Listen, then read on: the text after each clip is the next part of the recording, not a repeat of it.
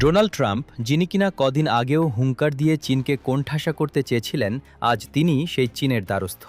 বেইজিংয়ের red কার্পেটে ট্রাম্পের এই সফর কি কেবলই কূটনৈতিক সৌজন্য, নাকি ইরান ও মধ্যপ্রাচ্য ইস্যুতে চরম চাপে পড়ে শি জিনপিংয়ের কাছে এক ধরনের নীরব আত্মসমর্পণ? আজ আমরা বিশ্লেষণ করব বেইজিংয়ের এই হাইস্টেক সামিটের নেপথ্য কাহিনী। ট্রাম্পের এই সফরের সবচেয়ে বড় কারণ ইরান। তেহরানের ওপর একের পর এক নিষেধাজ্ঞা দিয়ে ট্রাম্প যে আগুন জ্বালিয়েছিলেন তা এখন বুমেরাং হয়ে ফিরেছে। ইরান হরমুজ প্রণালী বন্ধ করে দেওয়ায় বিশ্ববাজারে তেলের দাম এখন সাধারণ মানুষের নাগালের বাইরে। ট্রাম্প বুঝে গেছেন সামরিক শক্তিতে ইরানকে দমানো অসম্ভব, তাই এখন চীনের মাধ্যমে তেহরানকে শান্ত করার জন্য এই বেইজিং সফর। ট্রাম্পের অহংকার কি তবে বেইজিংয়ের দরবারে ধুলোয় মিশে গেল?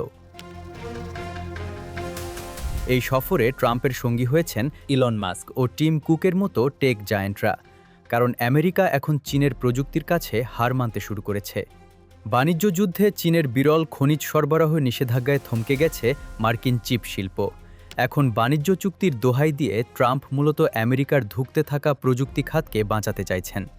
শি জিনপিংয়ের শর্ত মেনে নিয়েই কি ফিরতে হবে ট্রাম্পকে? আলোচনার টেবিলের অন্যতম সংবেদনশীল ইস্যু তাইওয়ান। ইসরায়েল ও ইরান যুদ্ধ সামলাতে গিয়ে ট্রাম্প প্রশাসন এখন দিশেহারা।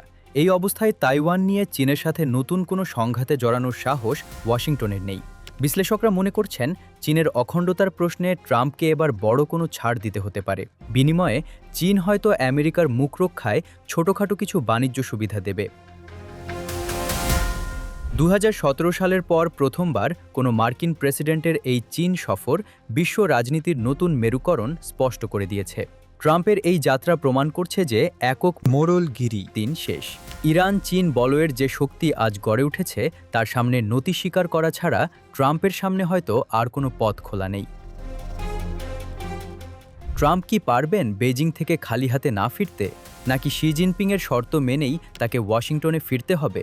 আপনার কি মনে হয়?